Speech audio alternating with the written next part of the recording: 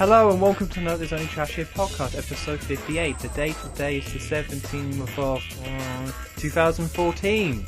So June. No. Yes, June. That month. It definitely isn't awful. We definitely haven't been on a break for 2 months. This is a fresh new episode. Like all the other ones we've definitely been uploading. This has only come out the day after the last one. Because it's in June. That's right. We're liars now. That's just what we do. We were always liars. No, we always admitted that we were unprofessional and awful. Now we're pretending we're not. It's a whole new podcast.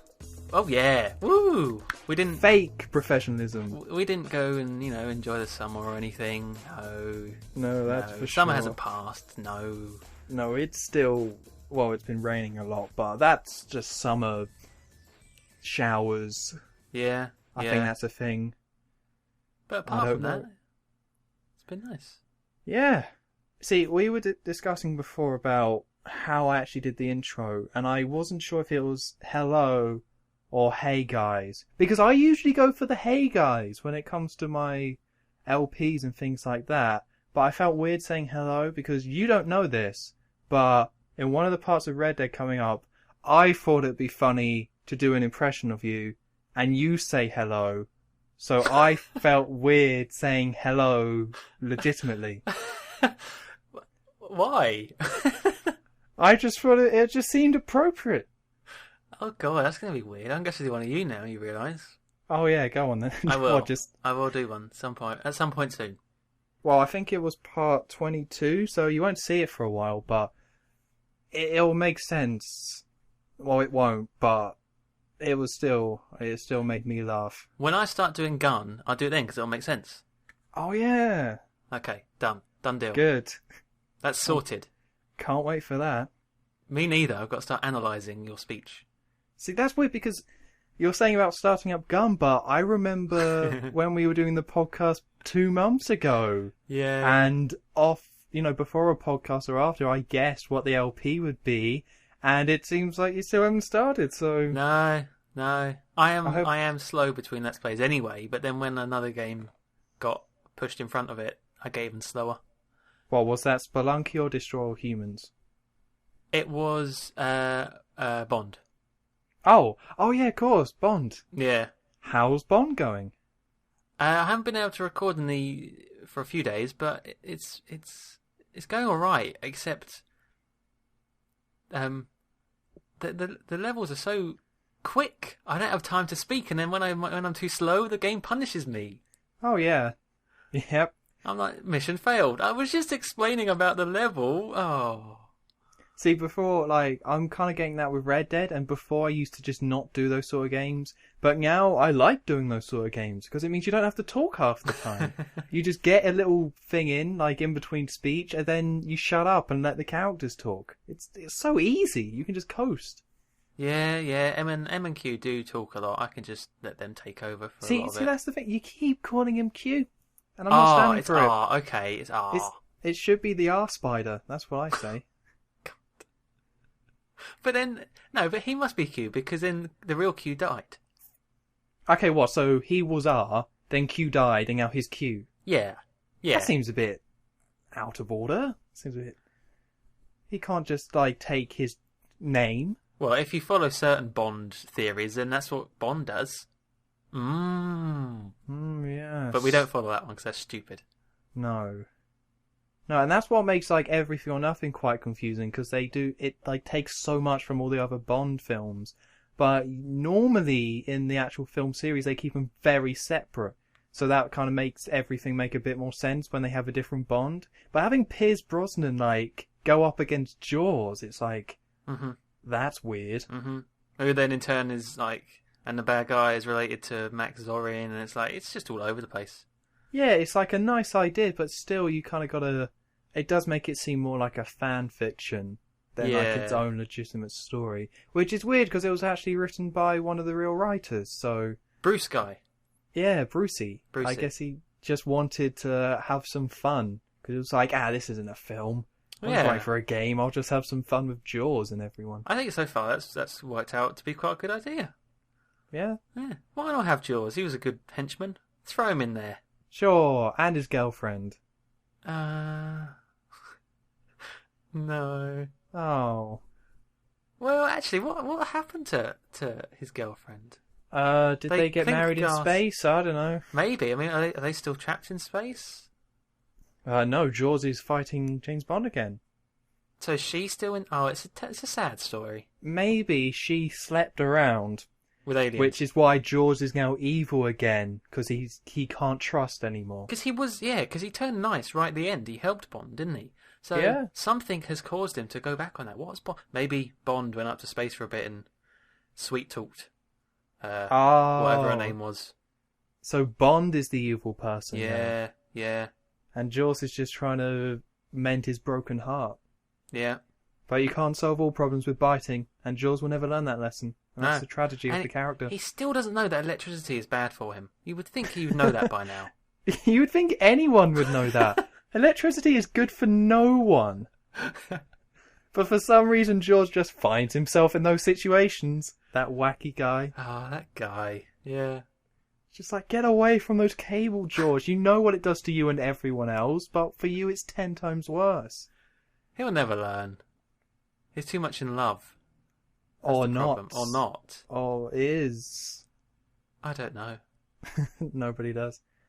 But anyway, what's interesting about you doing that game is that you went from never touching it to live streaming it and playing it for yourself, and then you actually liked it to the point where you're like, let's play it straight away.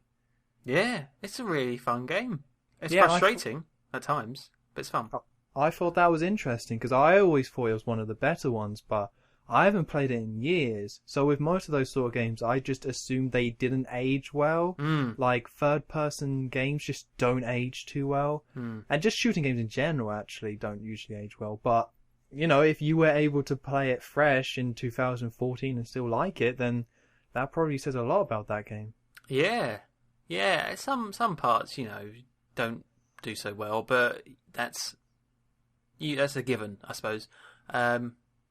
But no, it's still quite impressive, and doesn't look too bad for the PS2 either. So, no, all round thumbs up from me. Awesome, thumbs up. But it makes me sad though that you didn't get that with Nightfire, because I remember Nightfire more fondly. I really liked Everything or Nothing, but Nightfire is GoldenEye, like on the N64, but actually brought up to date or up to the PS2 standard. So that's why I really liked that game, but I guess you live streamed it and didn't like it as much. Well, I know I was also really bad at it. But maybe that's because the first level was all about stealth. Yeah. That's because that first level was awesome. There's like 3 different ways to actually get into the party, into the castle.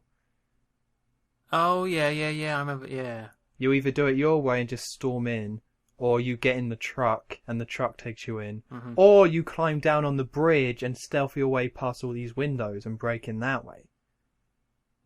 Very, very open-ended choice. Yeah, it's awesome. It was really cool. Maybe it's the first person's. I don't know. It shouldn't. I think you got to play that game like Everything or Nothing. You run in and shoot everyone, and there's explosions, and it's kind of what you would expect from like a Bond game in terms of how fast-paced it is a lot of the time, and also slower stuff. But Nightfire plays like an old shooter. It plays more like a PC game that takes its time, and you're meant to explore all the levels. So I think to actually really like that game nowadays, you have to have that mentality. You can't go in expecting a big spy thriller. You just got to expect a well-made shooter instead. Maybe I should try it again, not live stream it. I think that might be a smart idea. Yeah, I'm not sure if that game is very live streamable anyway. Yeah. Being more slow paced. Very much so. You just get punished, and it's like, oh well. Died again. Yeah. But also, we're going to be a bit all over the place, people, because there is some news, but we've also haven't done a podcast for a while, so it's going to be a lot of catch up, and also, you know, a little bit of news. Ketchup? No, not ketchup. Ketchup. Ketchup. Oh, I've missed the Simpsons quotes, that's for sure. Oh, yeah. Did you ever get all the Lego Simpsons? 4 short. See, my brother got them also. Did he get any doubles? I'm not sure. He actually eBayed like the last two. Did he? To make sure he got them. Yeah. Because I'll once guess you get eBay the 'em. last two, then what? How many are there in total? that you can 16. get? Yeah, so it's 1 in 16. Or actually, if it's the last two, it's 1 in 8 that you're going to get one you need. Yeah. Ain't nobody got time for that. Nobody All the has money. time. Or the dough. No. So yeah, probably eBay's the best bet. Stupid Millhouse. And Why a is poo. Millhouse the rare one? I don't know. And I couldn't get a poo either. Or Itchy. Or... Who's the last one? Maggie. I don't know how I couldn't get Maggie. She's like this big fat thing. Well, you should just be able to fill the packet and be like, that's a Maggie. I did that for most of them, but... Oh, God, come on. Don't admit that. It's in the past now, I don't care. That was 2 months ago. Well, yeah, I was there with a queue behind me full of people. Well, no, actually, I wasn't in the queue. I stepped aside and like, go ahead, I'll be a while. And I was a while. I was there for a good half hour. Oh, God. Story's getting worse, I know, but... Yeah, you didn't help. No, I got 12, though, or whatever it was, so there you go. Nice. Now they're just sitting on a shelf collecting dust. Oh. Yeah, I guess what do you do with Lego things? Like, with a poster or something like that, you can frame it and have it forever. And then figurines, you can buy a case, but Lego figures aren't nice enough to buy, like, a glass case for it. So I guess you just gotta have them and let them gather dust. Did you see that? I know what someone did with them. They made a like a Lego Springfield. Did you see a video on that? No. Very impressive. They made like the power plant and church and they used all the little figures from the sets to populate it. It's very good. Ah. You should check it out. I won't. Well, that's fair enough. I'm sure it's cool, but it's like I have the same thing with Lego and Minecraft and anything creative like that. It's like, that's great, you did it. I don't care. But You know what I mean? Lego. No, but like, good for you for taking the time. Not that interested. But it's Lego. I know. Not that interested. Okay, right. I'm starting to understand. We're in a bit of a loop here. Just starting. Anyway, you were going to say something before we start talking about Simpsons. Yeah, I was going to mention that you just finished up Spelunky. Spelunky. And I also tried Spelunky. You did? In the meantime. Pretty much what happened is that I was sitting at home bored with no internet. Or I had some internet, but through my phone, tethering, 3G, not very good. So on Twitter, you tweeted, Spelunky's now on sale. I thought, it's going to cost me a lot to download it through my phone. But screw it, I've got to do something to keep me sane when I'm not at work. So then I just brought Spelunky for £6 and kind of went all in with it for like a week or so. Was that how much it was? That's not bad. Yeah, it was half price. Oh, that's good. You tweeted it. You should. I thought it was 30, but I might have been looking at it wrong. No, it was just 50% off, straight deal. Nice. And that's a pretty cool game. Like, the one thing that kind of puts me off it is that I don't think I'll ever be able to beat it legit, and that's just too discouraging. Yeah. You know, like, the amount of hours, or... Like, either I have to sink hours and hours and hours just to get to the end of this game, or I have to just look online, read guides, look up little tips along the way, and if I have to read a walkthrough to beat a game, then I just don't end up beating it. It's just not really worth it to me. Yeah, it's like a lose-lose situation then, like how you put it. Because if you did that, there'd be no... I mean, there would be a sort of sense of accomplishment, but it would be a bit tainted. Yeah, you didn't learn all the stuff of the game and all the tricks. You read it. What about so it's not, learning stuff from other people's videos? Because that's what I did. I think that's fine. Like, there's a really fine balance here between learning stuff about a game from other people and then, like, having that be useful and going on Google, searching for a guide and reading it. Yeah. But, like, watching other people's videos is a thin line, but I think it's still fine. If you're just, like, watching it because you're interested and you like whoever's watching it, then it's fine. But if you're seeking it out with the intention of, I need to beat this game, I need to look up stuff, then I think that's where you're crossing the line. But Because there's still like, there's nothing wrong with having a sense of community within a game and people sharing that knowledge. Like, that's cool. But just looking stuff up is, you're kind of admitting defeat and not actually doing anything to beat it. Yeah, I think I've come to the same conclusion that as you did. Like, I don't think I will beat it. I think it's extremely unlikely. It's really hard. It is really hard, and I just get angry. But not like explosive angry. I get like sad angry when something goes wrong. Yeah. Because it's never an epic final showdown. No. It's never like, I've got snakes everywhere, I've got to... No! It's always a bat just... hit me. Oh, great. Yeah. Or it's like, oh, I didn't see those spikes there. There goes 8 health that I built up. Yeah. Oh. But it's strangely addictive, though. Yeah, definitely very addictive to play. I mean, I'm not playing it anymore, if I'm going to be honest, because once I kind of let go the idea of getting to the overall end goal, then it felt a little pointless playing it. Like, I unlocked all the shortcuts. I hadn't seen everything, but still, to know that it was there, I would just have to keep playing it or look it up. And then same for the ending. So I just kind of, once I got the shortcuts, I gave it a couple of goes trying to get to the end. Didn't happen. And I was like, I can't. I was just kind of done. Yeah.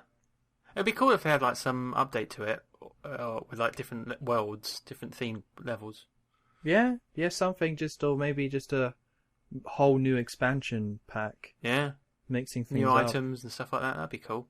Yeah, just new things to kind of check out. Yeah. Although, I stopped playing it for a while now as well. But I think I'm gonna try have a go live streaming it. I think that might be interesting. Sure. Maybe for a little bit. Maybe like half an hour, see how it goes. Only because there's this really cool thing that you can do on Twitch, and it's like a sort of plug-in for Twitch, and it's like a bet thing. You bet on how the person's going to die. I don't think you win anything. It's just for fun. But I don't know. It seems like a nice sort of way to sort of interact with viewers. So I might try that. That might be fun. Cool. Well, I just was messing around with my mic then, because I'm using my old headset, but because it's a wired one, and it's a Turtle Beach, that's an adapter. The adapter is now coming loose, which causes this really horrible like crackling, like crinkling sound. It's horrible. You're fine. It didn't make too much of a horrible noise. Cool. I just had to move it to make sure, because I actually have a wireless headset, but I don't have it with me, which is awesome. What one is it? The Turtle Beach PX3, I want to say. Okay then. Yeah. I don't know what I was expecting from that. Like, oh yeah, that's the mic, that's the headset. Yeah. Yeah. Do you have a wireless headset? No. Didn't think so. No, I don't trust wireless. Why not? I don't know. I have a really long Ethernet cable. I don't trust wireless. I'm going all the way up the stairs from the router downstairs. That's insane. Who doesn't trust the wireless? All the magical things going on that we can't see. I've just had bad experience. What if we're all getting cancer from it, but it doesn't take form until like many years later? Then you're not saving yourself any trouble because you have the cable, but you're still getting the cancer. You're just not getting the benefit of not having the cable. No, but do the wireless things not drop every now and then? And no, they figured it out. Have they? 10 years ago, you're right, but they figured this all out. I've had bad experiences with wireless. That's all. Oh, you got to learn to trust again. Plus, you got a laptop, right? Oh yeah. That has built-in wireless. Oh yeah. I'd have to have like something put in the PC. I can't bother with that. Well, fair enough. I won't argue with you too much on this. Like a 10-meter Ethernet cable ended up being cheaper. So I'm like, yeah, screw it. Staple it to the floor. Nice. That's what we did. Right, so other things that have happened. Well, one thing that happened is that my PS3 broke. And do you want to know what game I was playing when it broke? Or can you guess? Last of Us. Nope. No, you didn't even get a chance to play that, did you? Did it break before then? No, I played Last of Us when it first came out. Oh no, I'm thinking of PS4. Yep. Ratchet and Clank. No. Bioshock. No. I want you to guess, because it's very close to your heart, but in a bad way. No, it wasn't Destroy All Humans, was it? No. God for that. Simpsons. I don't know. What is it? Close to Oh, my come heart. on, a PS3 game. PS3. I was playing it for the first time, checking it out. No, you lost me. Oh, come on. Oh, you're going to kick yourself. It was Uncharted. Oh, you. Why did you make me remember that game for? Because I've just forgotten about it. No, because it was basically someone at work I was saying how like I'm just bored at home because I don't have the internet. It was just like, just play Uncharted, play through the trilogy. They're great games. Fool. I was like, okay.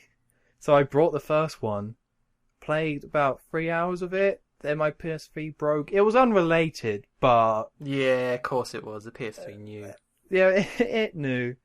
I played through the first 3 hours of that game, and that's not a good game. Thank you. It's really boring. Thank you. I don't know what it is. There's something about third-person games where you really have to focus on that gameplay and the core shooting mechanics, because otherwise it's just the same old thing over and over again. It's a bit of jumping, then firefight. Yeah. And that's it. That is it. And it's crazy because The Last of Us had great shooting stuff because it was stealth and there was tension, and if the clickers got to you, it was one-shot kill, and then there was weight to actual bullets. And then you play Uncharted, and it's just like arcadey, jump out of cover, shoot someone, jump back into cover stuff. And that's just like, it doesn't change. Nope. And it was just like, this is so dull. Mm-hmm. So it broke, and I was like, good. Don't have to play that anymore. Oh. No, but that's good. Not that your PS3 broke, but that you...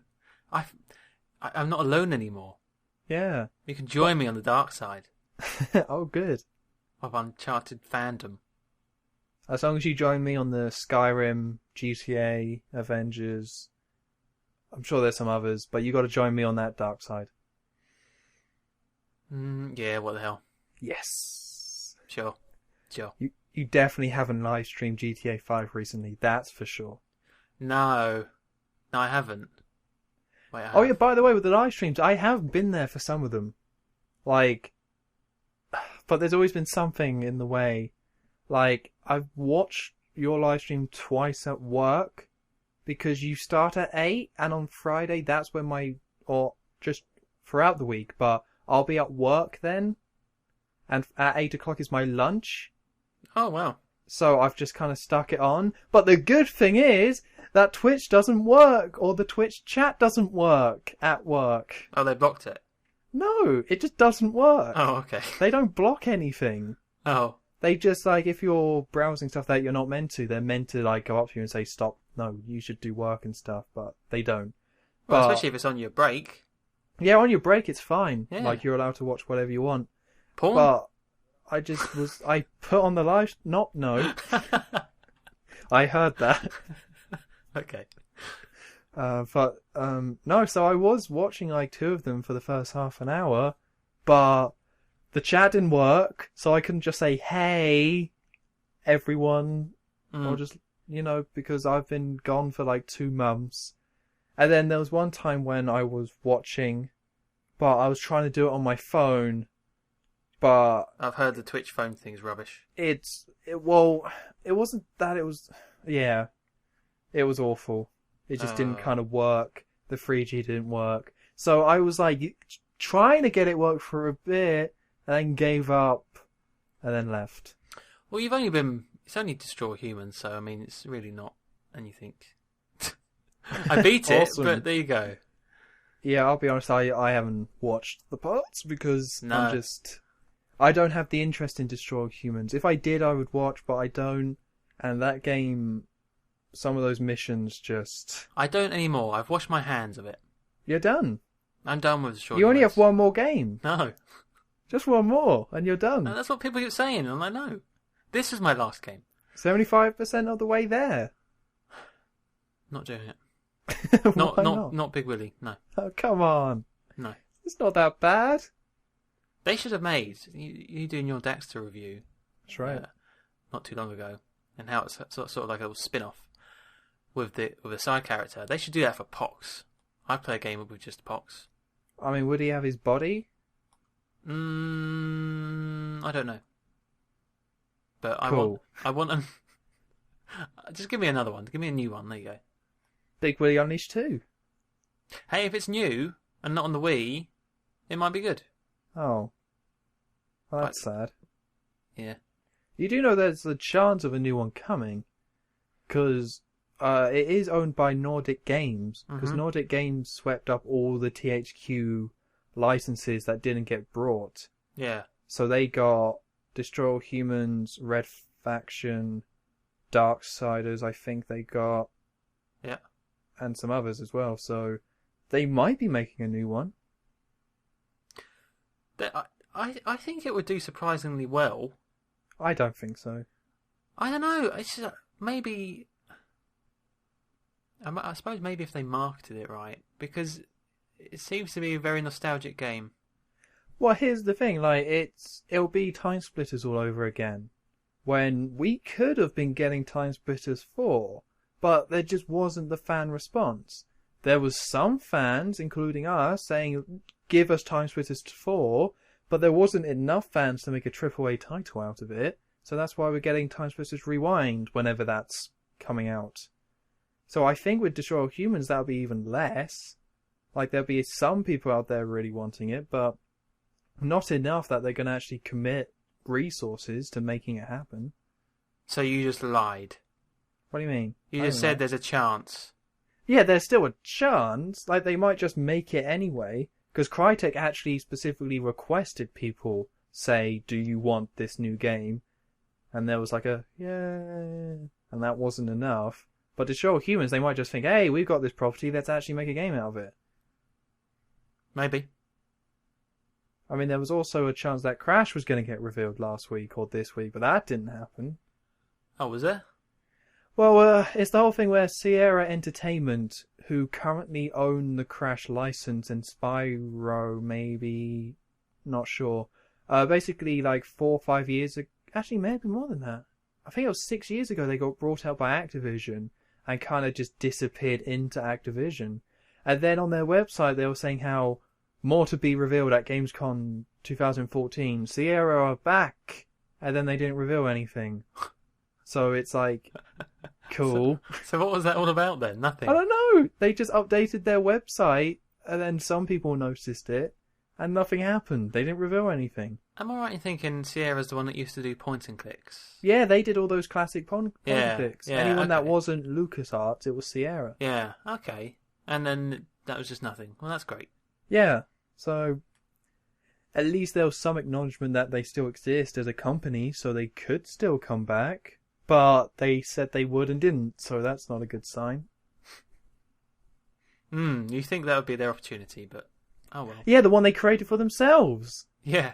It was their opportunity that they made. Yeah, oh yeah, 'cause I did see that video. Yeah, when you go on the website, it has this little, ooh, sparkly, yay, Sierra. Yeah. I remember seeing that, but then Bupkus. Yes, Bupkus. Bupkus, yeah, that's the right word, okay. But oh well, so because there's been like so much stuff about Crash recently in the last few months that you would hope that somebody actually started the ball rolling on that somebody noticed that people were excited and that everyone was talking about it. But we won't know until later down the road. Mm-hmm. Like, why would they take the risk making Knack, but they wouldn't make a new Crash Bandicoot? I don't know. No, I want an answer. They thought they had the knack for it. Oh. You know what? That joke just crashed and burned. Oh no. Still this got is it. Spiraling out of control. Was that a Spyro pun? Yes. Not really relevant, but I'll give it to you. You said... yes, it is. I don't think so. Alright, fair enough. We were talking about Knack and Crash. Knack Crash, easy, but... I don't know. Fine, ruin my joke. It was already ruined. Oh. Anyway, my PS3 broke, so that sucked. But I did buy a PS4. Ooh. And the reason being is because now I have the money, and also I work at Sony, so I got 50 quid off. Oh wow. Yeah, staff discount. So usually you have like, well, not usually, but a lot of places you have to work there for a certain amount of time before you get a discount. But Nope. instant. Yeah, straight away. I put myself on the list and got one. Nice little bit of saving there. That's So so nice. I brought The Last of Us Remastered, and that's still wrapped because instead I brought Child of Light, and I've just been playing that really in my spare time. And that game's awesome. That game's like really good. Like, because every now and then we get these turn-based RPGs that are actually made for human beings, is how I like to phrase it. You know, they don't have a stupidly long intro, they don't have these over-the-top characters, they don't have this stupid grinding, they don't have it being unnecessarily complicated, they're not 200 hours long. You know, all that kind of nonsense you usually get in a turn-based RPG. Every now and then, a game actually releases and human beings actually make it and consider the people playing it and take out all that stuff to make it actually fun. And this year we got Child of Light, and it's really fun to play. Like, it's pretty much a platformer in a lot of ways, although you can fly, so that kind of destroys it. But you explore these 2D worlds, which is also one big open world at the same time, which is really cool how they've done that. And the turn-based strategy is that you run into an enemy, you go into a turn-based battle, but okay, you have a meter at the bottom of the bar, no, a meter at the bottom of the screen, and each character has a little symbol that goes along. And when you get to the last part of the meter, it's the cast meter. So once you get to the beginning of that section, you then select an attack. And once you get to the end of it, you then actually execute your attack. But if somebody attacks you in between the time it takes for you to get from the beginning to the end of the cast meter, you then get pushed back and have to like work your way back there over time. So then it kind of comes down to slowing down enemies and speeding them up and using quick attacks to actually time your attacks properly to take things out. So that's where all the strategy comes in. And it's actually really awesome. Like, you're playing a turn-based battle, but you're actually doing stuff constantly. You're never like just mashing one attack. You're actually kind of slowing down different enemies and working out your attacks and making sure you're timing it correctly. Where, of course, usually in a JRPG or a turn-based RPG, there's always battles that are dull, that are completely mindless and you don't care about. But that's what's awesome about this one, is that that's not true. And it also adds a layer of strategy that's never really been in this sort of game before. Like, there's been turn-based games where timing is important, but not in this way. So, I love it. I think it's awesome. I mean, it looks great. It's weird hearing the soundtrack in the context of the game itself, but in a good way. And I haven't really beaten it yet, I've put a decent number of hours into it, but I still got a long way to go. But I'm also playing on expert, so I've now got to a point where I'm now dying quite a bit.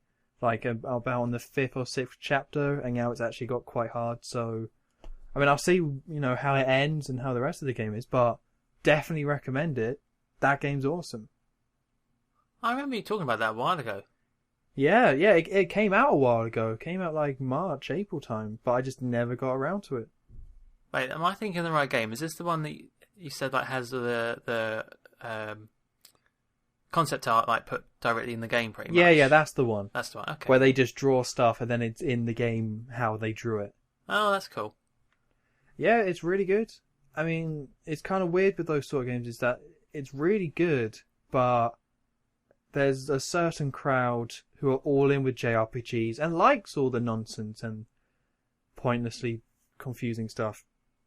And then there's the people who don't like RPGs who might get put off by the fact that it's turn-based battles. But really, I would say that screw those people. They don't know what they're talking about. They should not be so stubborn and just play it because it's really good. They're really fun. And if you like games like Paper Mario and, RPGs like that, then definitely play this one. Paper Mario. I played Paper Mario. Yeah. I played the one for the Wii. Oh. Oh, is that the bad one? It's not the worst one. I remember there was a bug in the game which broke it for me. Yep. Yeah. No, that's the one that was like a platformer with RPG elements. Like they took out the turn-based battles. There was no bar. No bar. No bar. No bar to be found. But it's not as bad as the 3DS one, so... Oh, I didn't even realise there was a 3DS one. Yeah, Sticker Star. Yeah. That game was terrible. Like, really not good. Speaking of the S... Yes? Briefly. I tell you what I want to play now. I want to play more Professor Layton games. Okay. Because I finished one the other day. I finished it. Finally. Which one? Pandora's Box. That, I don't know why I asked, really. That doesn't mean anything to me. I think it's maybe the second one. It's quite old. Okay. But, interestingly, I was talking to a friend about it, and he also likes the Professor Layton games, but he likes it for the story. Okay. I couldn't give a crap about the storyline. Oh, come on. I have no idea what it was about. Town, and it was about a guy and a ghost, and a vampire, whatever. I just like the puzzles. What was that about a vampire? There was a vampire and there's an old okay. man and there's this gas, whatever. I don't know. It was a really weird storyline. But okay. the puzzles were so good, really good. I was stumped. I only cheated once Nice. for that last bit, which was a stupid. What's that Japanese or maybe it's Chinese game where all the little you got to jump over all the little balls to make them disappear, and it's like in a cross shape. That one. Oh. Yeah, I don't know. You know what that is? Yeah, it was one of those. Yeah. That's not a proper puzzle. I'm cheating. So, No. but all the other ones, thumbs up. So I might get one of the newer ones for 3DS. Awesome. It seems like that would be your sort of game, because I feel those games as a reinvention of point and click. Like, point and click might be gone, but you can still get these, like, the Professor Layton games are now, it's split the story and puzzle elements more, but it's made it more playable in the process. Yeah, it's just like, go this way and then tap that to get a coin. Done. Nice. Tap that guy to get a puzzle. Done. Make some tea. There was a tea minigame. I mean, how good is that? You go around and you offer people tea and like, I'm feeling quite tired. I'd like a tea that is relaxing, but maybe also a bit spicy. So you have to concoct all this brew and... Oh, so good. You know what? That sounded funny, but when you actually described it a bit more, that actually sounds quite terrible. Who wants to make, like, spicy tea for people? Well, you get all the separate ingredients, and you put 3 ingredients in, and that might make a particular brew of tea that then you can save as a recipe and use that later on. So you've got to experiment with your tea, and then match it up to the correct person that wants it. No, you've lost me. And there's also a hamster minigame, but we'll stop there. Well, tell me more about this hamster minigame. No, you don't want to know. It sucks. Oh, okay. It's really But the bad. tea stuff, good. The tea stuff's good. I don't know how to get... I haven't got all the ingredients for the tea, so I'll give it up. But you didn't even unlock them 100% the tea minigame. No, I didn't. I only had 3 teas, and some people didn't like them for some reason. Oh, God. That sounds stressful. It was quite stressful, because these people were like... You offer them tea before you realise if you have the right one or not. So if you press quit, they go, oh, I guess you don't have any tea for me. And then like they get angry at you sometimes. I'm sorry, alright? God, such stress. You need a tea. Calm down. Sounds hard. Life's hard. It really was. Yeah, once again, no bar at the bottom. But what can you do? Cool. So I think there's, 2 on the 3DS now? I think Maybe there's 4. 3? 4? Yeah. When did this happen? I think if you include that Ace Attorney one. Yeah. I think that might have been the 4. I don't know. I did look it up, but I might get the old ones because they're cheap. Yeah, fair enough. I don't think those games are actually too... Well, I think the DS ones are cheap, but I think the 3DS ones still are up there. Because, there's people like them, and they're Nintendo published, I want to say. Yeah. Bloody Nintendo, yeah. So, why did you buy... not Left 4 Dead, bloody hell. Last of Us Remastered.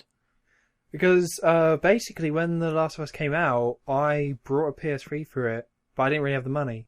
So I just did it anyway. Then I had to buy the game itself, which I managed to get for 35 quid at the time. I was like, that's a really good deal. So I was like, I can't really afford this. So I brought it anyway, beat it in 2 days, and then traded it in. Oh, so now you can savour it. Yeah, so now I'll, when I get around to it, now I'll be playing the best version of the game with better graphics or the DLC, but I can take my time and actually really enjoy it, because it was like my favourite game of last year, but I only played it for 2 days, and that was it. So Yeah. it seemed worth it, and also because it's like one of the cheapest PS4 games. Well, actually, like the launch games are like Killzone, but still, it was like cheap for a brand new PS4 game. How much was it? 38 quid? Oh, that's not bad with the DLC. Yeah, with all of it on there. I mean, most PS4 games at the moment are like 45 when they first come out. What one did I see in the shop earlier today? It was £52. I think it was Diablo. Oh, God. £52. Ugh. Who's going to pay that? Crazy people. Crazy people with too much money. Ah. Ugh. God, 52. But no, £38 very reasonable. Yeah, so it's worth owning as well. Even if I never play it, it's kind of worth owning, if that makes any sense. Yeah, it's like a game to own. Yeah, it's like one of those games. I have a copy of Super Mario 64 on the N64, even though I don't have an N64. Because I just like owning it. It's just cool to have. Yeah. And it's actually in the original box, and it's in good Ooh. condition, and it's just nice to have around. That's fancy. Reminds me of a younger time. That didn't make any sense. I'm not good with words anymore. I think it worked enough. I don't think time can get younger or older. Yeah, actually, you made me rethink it now. Yeah. Okay. You're such a way with words. I know. I'm a poet, but just not as smart. I have Super Mario All Stars, which is my sort of version of that, Oh, nice. but not in a box. So you've trumped me on that. That's right. But it's like, yeah, there's loads of Mario games all in one. Boom. Okay, so what else? I mean, I'm now back on YouTube doing stuff again. You need a big firework explosion filled return video. I mean, I did Spelunky. Was that Not enough explosions. There was bombs in there. Yeah. I killed some snakes. Yeah. I could give it another go, I guess. What was the Simpsons thing about? Was it Whacking Day? Yeah, Whacking Day. Oh, Whacking Day. Whacking... They should make a mod for Spelunky where it's Whacking Day and you like club the snakes. Well, they don't So many actually ideas. club the snakes. Oh, because Barry White saves them. Yeah, because Lisa and Bart are like, don't beat up snakes, and Barry White's there too. No, they should though. We should whack the snakes. No. Well, you squish them anyway. What's the difference? Yeah, good point. You know. I can't argue. Okay, yeah, you're back on YouTube. Yes. So the thing is, so I'm back doing Red Dead, but I kind of regret doing it now because I'm gonna finish it. Oh, you better believe I'm gonna finish that game, but it's gonna take a while. It's gonna take so long to finish that game. So now I kind of have to just keep going through it. And it's not that I'm not enjoying it, but I'm kind of trying to reassess my channel in terms of, do I want to be doing Let's Plays at all? But I can't really do that until I finish Red Dead. Because it might be a case of that I stop doing Let's Plays, or maybe, yeah, just do the reviews instead. But I've got to keep going with Red Dead, and so that might be like, once I finish that, my last Let's Play for like a couple of months, and then I'll come back maybe with another one. Because I never want to say never with YouTube, because it's so, I have everything. I can wake up one day, be in the mood, turn it all on, and then have the video uploaded by the end of the night. So it's like, I don't want to say I'm never going to do them, because it's so easy, really. Yeah. I mean, you still got to commit. Once you start a game, you got to make sure you finish it. But still, if there's a game that I've been playing, it's like, hey, I'm actually really enjoying this, then I can just do it. Rather than have it be a scheduled, I'm going to always Let's Play games. Well, I think that's fine, because you'll have reviews, like, if it was like someone who's like, right, they just do a Let's Play when they feel like it, and there's a gap in between it, then you're just going to lose everything in that gap. But if you've got things going in between, I think it should be fine. Yeah, that's it. If I wasn't doing the reviews, I would stick with the Let's Plays, of course. But now that I'm doing the reviews, and I like doing both, but I now work, so I don't have as much time. I have time. I'm not going to pretend I'm so busy I can't do stuff, but now I have to kind of, when I get home, I have to choose between doing Let's Play stuff, editing that, or playing through a game, writing a review. And I'll be honest, the reviews do much better. And they kind of seem to hold up better over... there's something more interesting about looking at a game like that, making a video. There's kind of a bit more pride to it in a way, which kind of appeals to me. And then people are just not as interested in Let's Plays anymore, or maybe just mine. So, I don't know. We'll have to see in a couple of months. But that's pretty much what I've been thinking about in the last couple of months since my big move and everything, that I might not be doing Let's Plays for that much longer, or just give it a break at some point. Yeah, seems like a good idea. Or I might start live streaming instead. Just well, when you get, are you ever going to get internet? I do have the internet, but it's weird. I've heard of I can relate to your horror story about internet connections. I really can. Can you? Yes. Yeah. I mean, Absolutely. I had a month. I went without the internet. Yep. To me too. Damn it. That's when I went to the library to upload Let's Plays. Oh, I went to the yeah. library. I was going to suggest that to you. It's a good idea. I don't want to go to the library in Liverpool. Oh, okay. Yeah. The library I went to wasn't very nice either. But, oh, good. I was in there for like 20 minutes and then I was done. Well, that's it. I was trying to figure it out. I went to Starbucks, but the internet there was not good. It would take McDonald's? 5 hours. McDonald's not good either. Oh. Not good enough for HD, for a part of Let's Play of Red Dead. Yeah, that's a good point. Mine was Indiana Jones when I did mine, so it was like tiny, tiny files. Yeah, if it was like 100, 200 megabytes, like an old school game, it would have been fine. But again, another reason why I shouldn't have done Red Dead. It just screwed me over in the long run. So I couldn't do that. And then, I have unlimited internet on my phone, but it turns out the YouTube app blocks you from uploading too large files. Ugh. You know what really sucks now? And I was looking this up earlier for future ideas, is that all of our UK phone providers have now done away with all-you-can-eat data tethering. Yeah. You cannot tether to... the last one to do it was 3, and now they have limited it to 2 gigabytes, which would have been so good if you could do that. Yeah, it would have really helped me out. That would have been great. Because it's like, I'm with giffgaff and I pay 12 quid for unlimited. But I can pay 20 quid, get unlimited, still not able to tether. Mm-hmm. I would pay the 20 quid for tethering.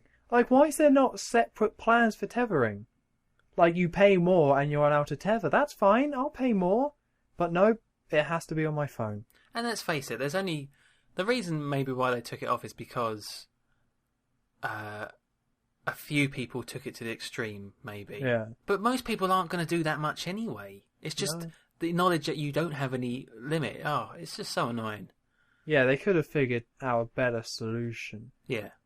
Because it's like, if I wanted to, I could go on a lesser plan that isn't unlimited. And then, once I go over, just pay the extra fees. But they're so high... They are. It's like $5 or a gig or something stupid like that. Something stupid that it's like, if I could spend 50 quid a month on internet and have unlimited tethering. Yeah. But no. Dangerous. It's not happening. No. So then, my solution, people probably don't care, but just in I'm case. interested.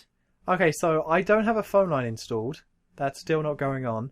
So my solution was I brought a 4G box. What's that? So basically, 4G. Is it a dongle? Yes and no. Okay. It's its own separate little box that I can take anywhere and charge it up, and it connects to the 4G network around, and then it's a wireless router as well. So it's like, I connect it to the 4G network, and then I can connect my laptop to it. So it's like tethering, but it's a separate box just for it. Just for 4G stuff. So do you have to pay to use the box? Yeah, I mean, I still have to pay a monthly fee, okay. Right. and it's not actually unlimited, but it's a lot better. Right. Like, I still have a decent limit. And also, I can just buy data if I want. Mm-hmm. Like, I'm still going to be paying a lot, but still, that was my solution. And it turns out that I can get 15 megabyte internet with that box. Damn. But if I was using a phone line, it would have been a lot less. Because of where I was living. It just didn't have quick internet. So you're waiting on BT to get a phone line? No, I'm just not doing it anymore. Screw them. Oh, really? I won't go into the details. That is boring, but they just messed me around. So now I'm just not doing it. Now I'm just sticking with my 4G box. Wow. Because I can get quicker internet anyway, so screw them. You hear that? That's what you get for messing around customers. Yeah. Don't mess with me. I'll go on the internet. A different internet. With Different, blackjack not hookers. yours. Yeah. But speaking of the internet, something that I did do this week is the Mario Kart 8 tournament. Hey! Basically, Eurogamer is happening this year in London in September, and Nintendo Life, a website, are hosting this tournament for Mario Kart 8, where it's just you put in your email and Nintendo ID, and then they send you the code, or you get the code, and then you just go on Mario Kart 8, type in the code, start the tournament, do 16 races, see how you do, and the people, or the top 3 people in each heat who have the most points will then go to an actual tournament in at Eurogamer. So I thought I'd give it a go, and it didn't go great. Did you see where you were ranked? Or Yeah. just did it not tell you? Oh. No, it didn't actually tell me my exact rank, but I got the point score, Okay. which I won't spoil because I did record it. Oh, cool. So I am going to be uploading it in 2 parts. It took over an hour. 16 races is a long time. So I will be uploading that in 2 parts. So, I mean, it's safe to say I didn't qualify because the people that did had over 225 points, and 240 points is you get first in every single race, all 16. So nobody did that, but everyone did like get first in like 14, 15 races. So it's safe to say that I didn't do that. But oh god, I didn't do that well, and it's upsetting because I don't think I would have qualified, but I should have done better than what I did. Okay. So I got quite annoyed. Right. And I'm going to admit that, and that's what you're going to see. And Oh, so you're actually gonna? Oh, okay. So you find out in the recording. yeah. Oh, I thought you might have to. I don't know. I thought you might have to work it out or something. No, it's all in the recording that I did. I went from start of it to the very end to see where I came and my point total. So all of it's in there. So do you get quite salty during the recording? There's a little salt. There is a little salt, is there? Oh, I'm looking forward to it now then. Oh, but there were some of those races were just brutal. So brutal. But I won't talk any more about it apart from there are 3 more heats, so I'm going to be doing those, but I won't be recording those because you'll see why I won't be recording those. Because again, I don't think I'm going to actually qualify, but I want to, if I could get in the top 20, that'd be amazing. But I don't think that even that's going to happen because there were 700 people who actually competed in the end. Then I think everyone in the top 20 got over 200 points, which is really well. You have to do really well. You have to get a lot of first places to do that. And playing online with doing 16 races is just, you're going to get unlucky sometimes, and you're going to get frustrated by that unluckiness. I don't know. That's all I'm saying. But I thought it was like amazing that somebody actually got first for like 14 times at least. Like, that's crazy. Yeah, I mean, how do you think? I mean, that's got to be skill, but like you said, do you think there's got to be luck in that? I think there's definitely got to be luck. I think everyone in the top 20 list had or was capable of being number 1, but they had a couple of bad races and it knocked them down. Like, I think that's what it's got to be. because you just gotta have that luck, because if you get blue shelled at the end, if you get hit by something you can't block, if you know, all these little things, it's just, you've gotta not make any dumb mistakes, have enough practice, and then you gotta get lucky. But that's what's interesting about this tournament, or the Mario Kart one, is that other games, when you compete at that higher level, it's not luck, or the luck is removed because everyone's at a certain level. But with Mario Kart, I think that's impossible. I don't think that level actually exists, or especially because it's 12-person races, so anyone can do anything at any time, and you just can't predict it. So I think that's pretty interesting, and that's why I went for it a bit and thought, maybe if I get lucky, I'll do okay. And I didn't, so terrific. Well, it was about having fun on the way, I'm sure. It was a blast. I must admit, I watched a few, when Mario Kart 8 came out, I watched a few videos of people playing it online and with their friends, and they were getting angry at points. I was thinking, it can't be that annoying. It seems like quite good fun. Then a friend got it, and we all went round theirs to play it, and it must have only taken about 4 races before I said, referring to a friend, I don't want to win, I just don't want you to win. So it got nasty quickly. It got personal quick. Yeah. I was like, wow, this game brings out the worst in you. Yeah, you go all in. Like, I can just have fun playing Mario Kart 8 or just any Mario Kart, but when you're playing online, somebody does something that rubs you the wrong way, and then suddenly it's like, right, you. Yeah, exactly. You. It's over for you. And it just gets even worse when, they keep winning and you're just, oh, yeah, horror story. Yeah. Because the only, I might have mentioned this on the podcast before, but it's been a while, so who cares? But the only game that I had that quick, explosive anger over was Trials HD, or Trials. I hate that game. That game, it brings out the worst in me instantly. I was at a friend's house, and it was like, oh, Trials is this game that's fun. So, okay, let's give it a go. And there was 3 of us. I had never played it before. The other 2 had. And then they just kicked my ass. And I lost. I was like, no. I was just like, I'm not playing this anymore. Because it was just the way that game handles.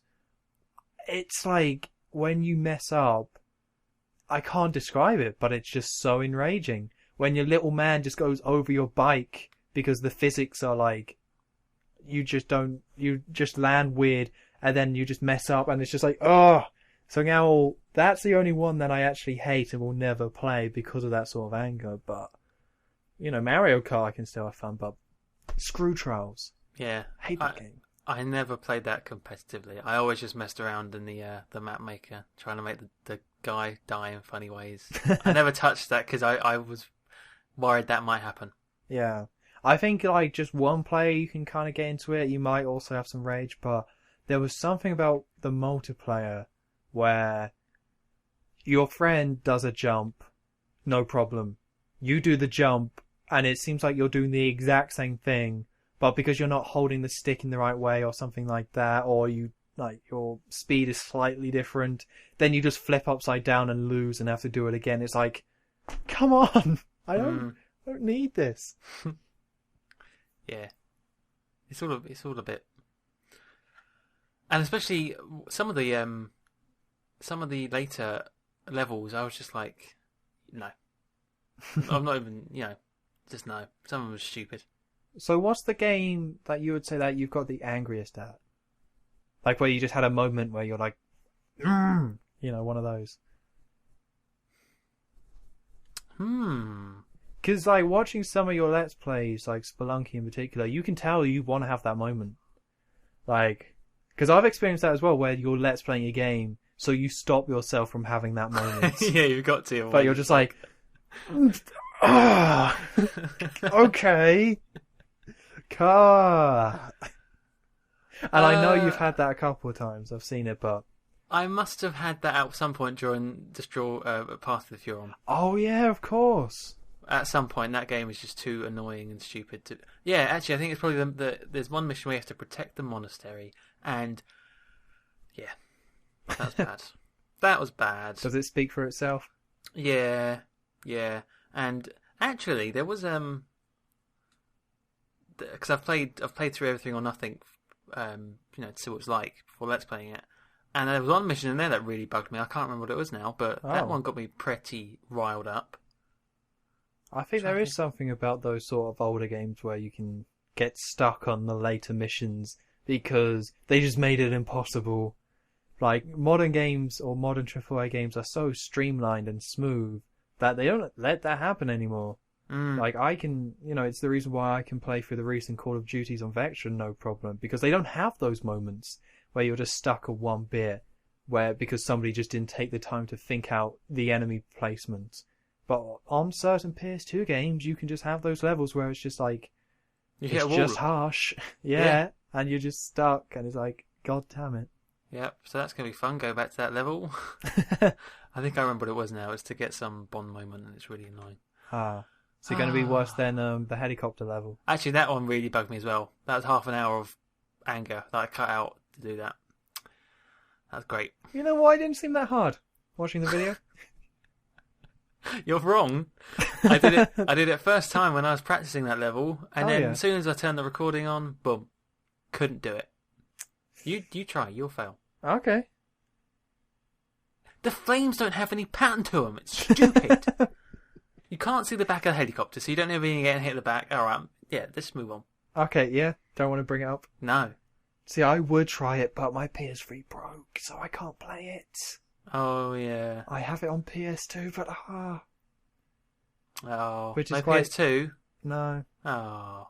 Which is funny because Agent Under Fire, Nightfire, and GoldenEye Rogue Agent I have on GameCube. It's just Everything or Nothing I have on PS2. But rats! Do you still have your GameCube? I have my Wii. Oh, yeah. Okay, true. So I play it on that. Yeah. Oh, what a shame. Right, so do you want to move on to some gaming news? Unless there's like anything else that you've done or games that you've played in the last 2 months? Any at all? I mean, you've had Professor Layton, but 2 months, 8 weeks. Where has the 2 months gone? Where have they gone? What have I? No, I just say no. Not been at uni. Plenty of spare time. And yet nothing. No. What a shame. Yeah, fair enough. Okay. Gaming news. I think we should probably burn through these quite quickly because the biggest news that happened this week is Gamescom. And there's been a few things that have kind of come out, but nothing too crazy. So I think we'll just get through these quick. So we had Call of Duty Advanced Warfare, the multiplayer reveal.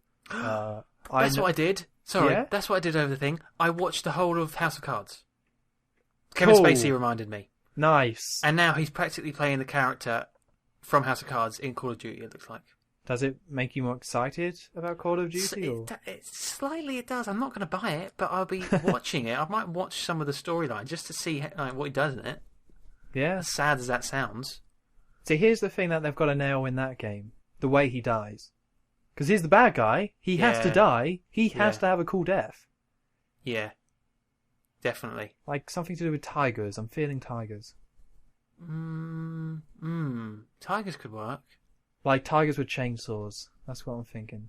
But, yeah. Have you seen House of Cards? No. Oh, it's good. You should watch it. I watched the first episode and I was like... There's a lot of American politics fluff that you just have to let it skim by you.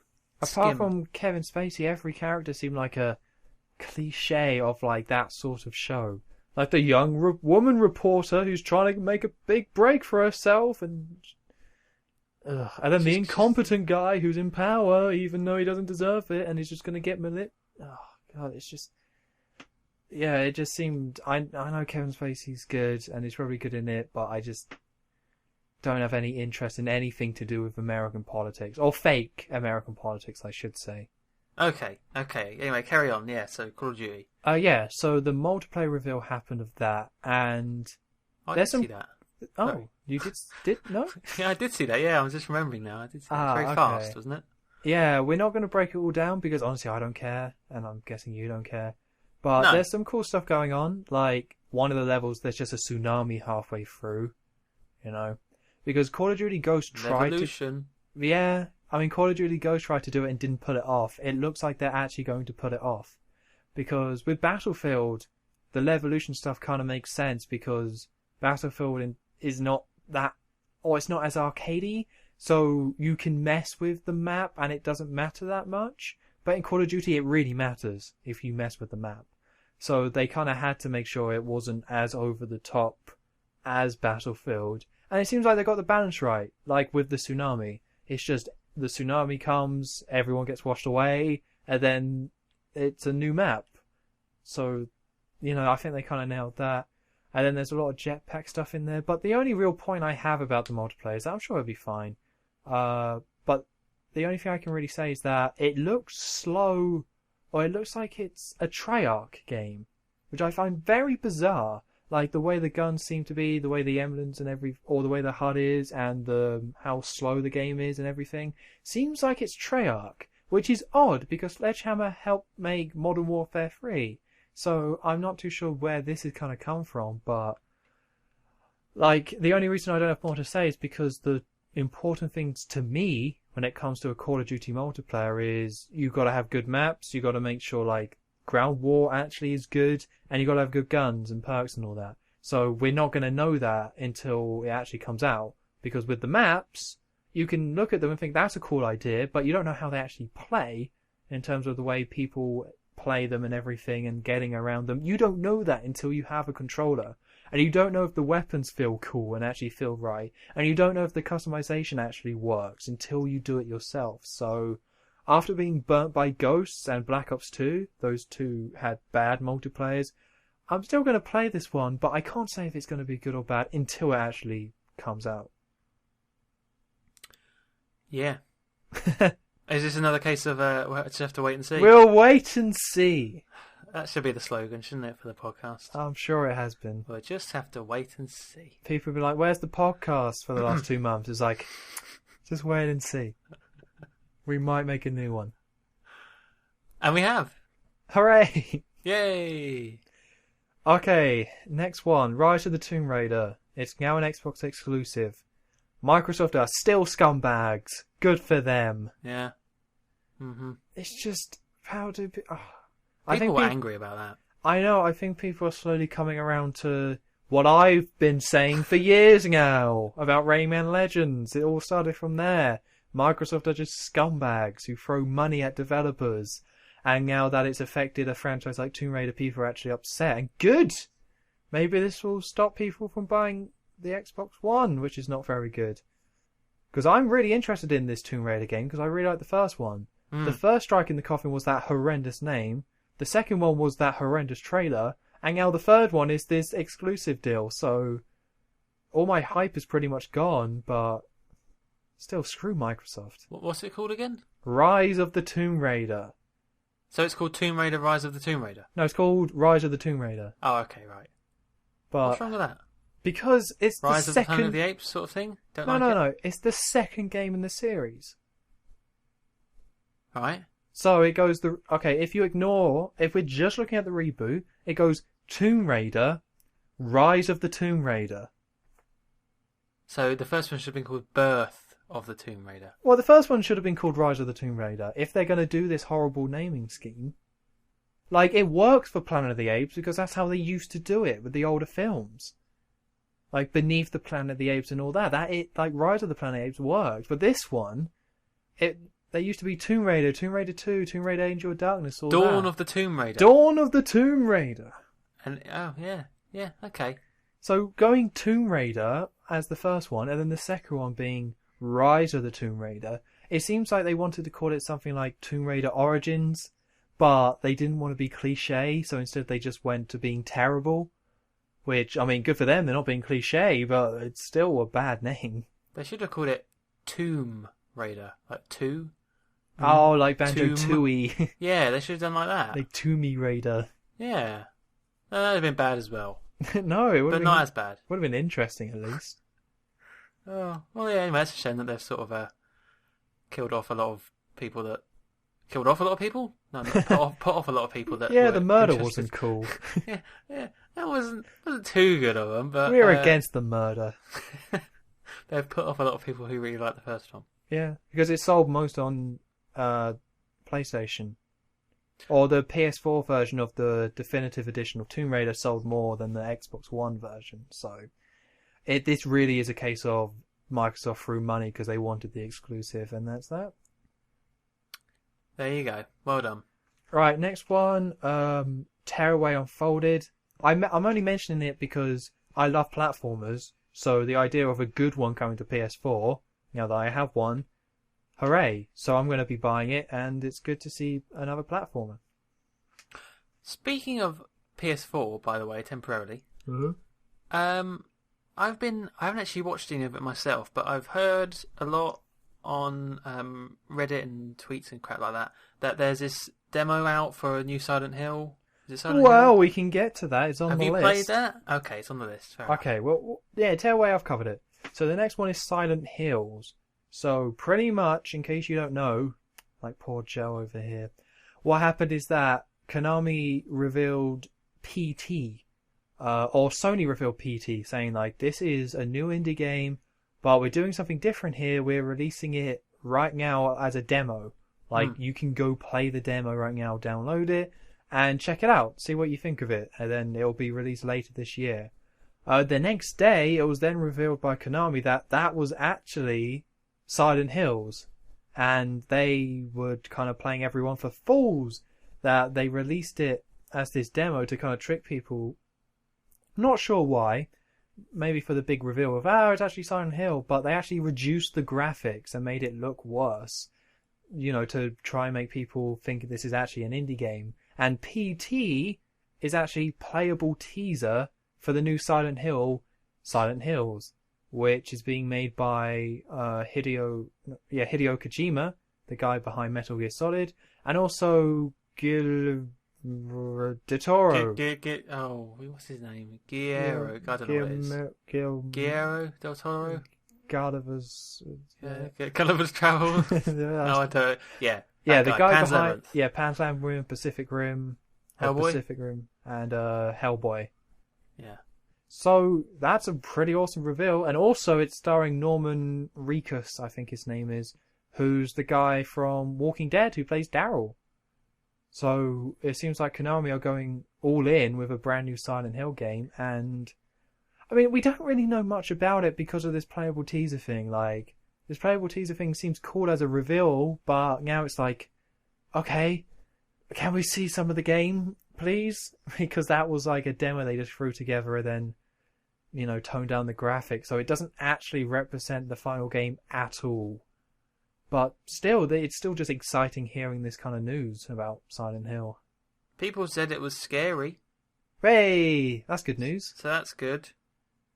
But again, it's more terrible names, like Silent Hills.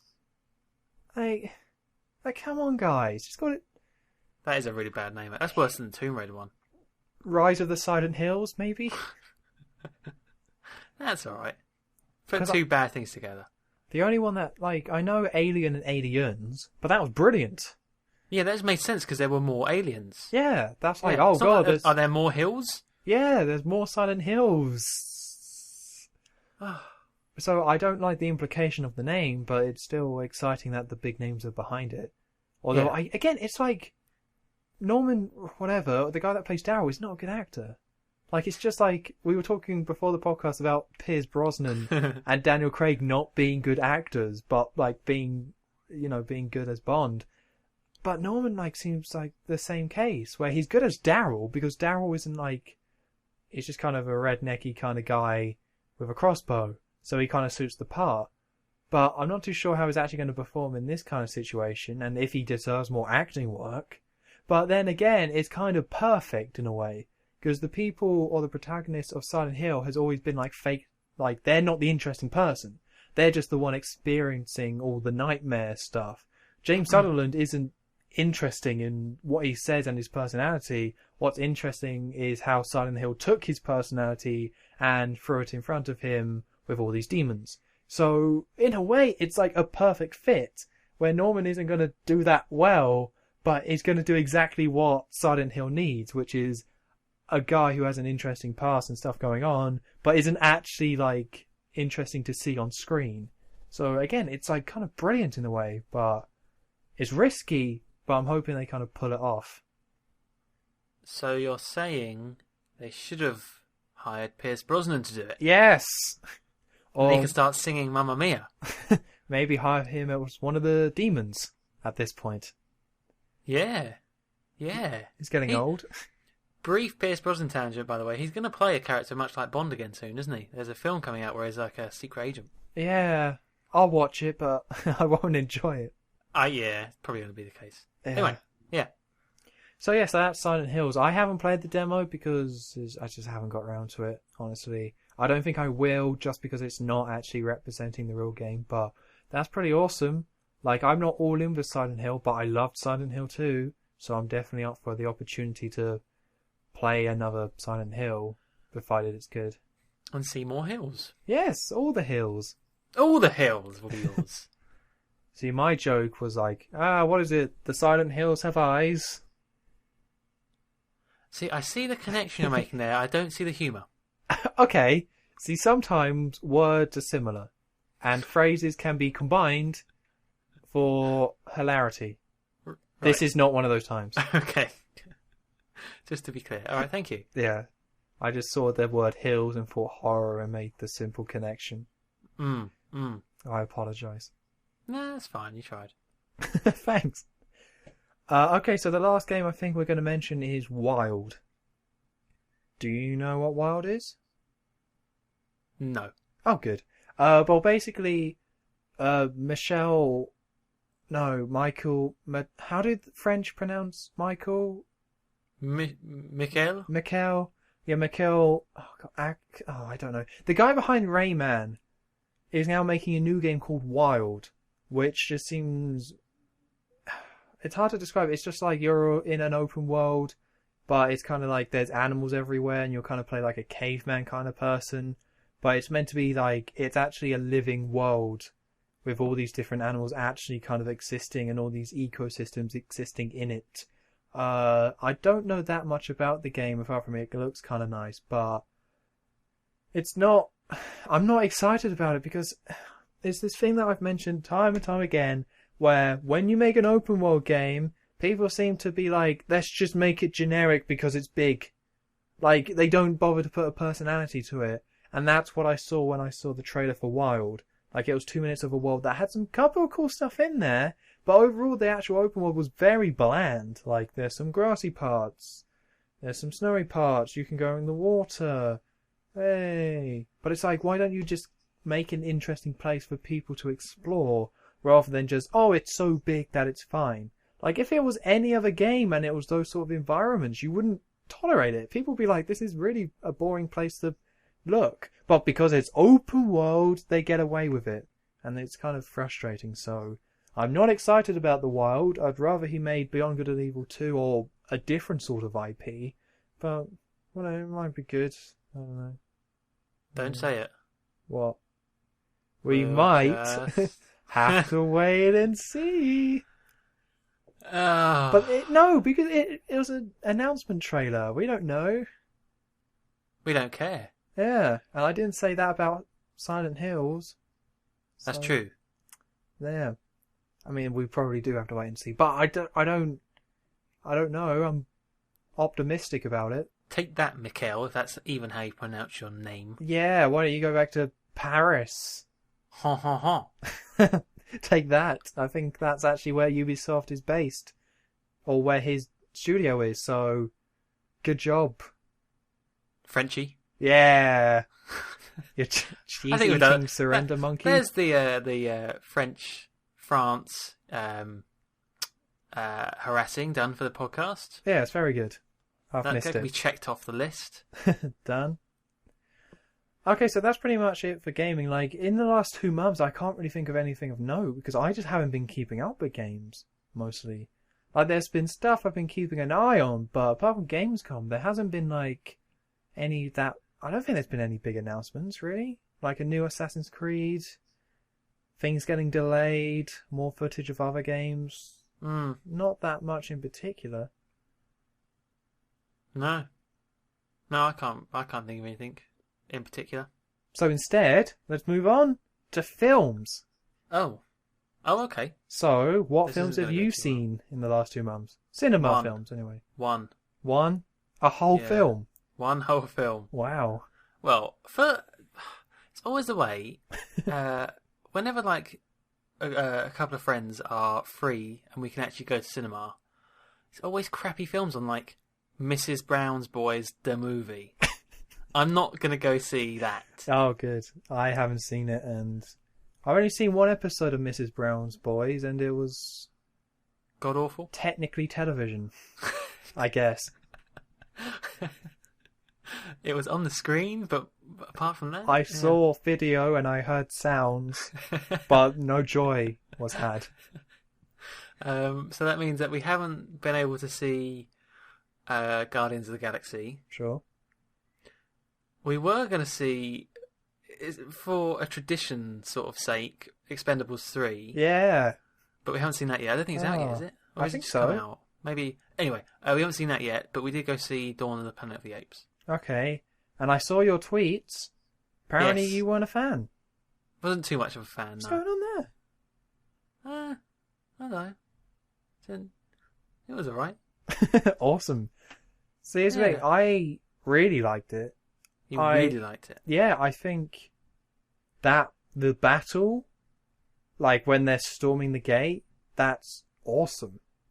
Like the way they did that was so good, and the way they ended it as well with the tank, such a cool shot and such a cool way of doing it.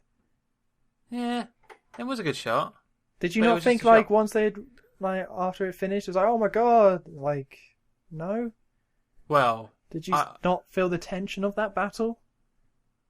no, not really, because it was only one city. I thought Yeah, it was but going to it be the was- world. No, but they'll get to it. Yeah, it's too slow God. for my liking. That's still a pretty big battle, though. Like, because that was all the apes. Yeah, That's what made it a big battle. That was all the apes right there. yeah. There should have been millions more. But no, you can't be millions more. Says it, yeah. Say it a little bit later on, so there've more of them. You can't expect the Lord of the Rings of ape films. Well, I don't know. It was just I felt like I wanted it to be a Planet of the Apes, and it's not. It's not Planet of the Apes yet. It's Well- not Dawn yet. Yeah. Can there be something in between Dawn and Rise? Hint of the Planet of the Apes.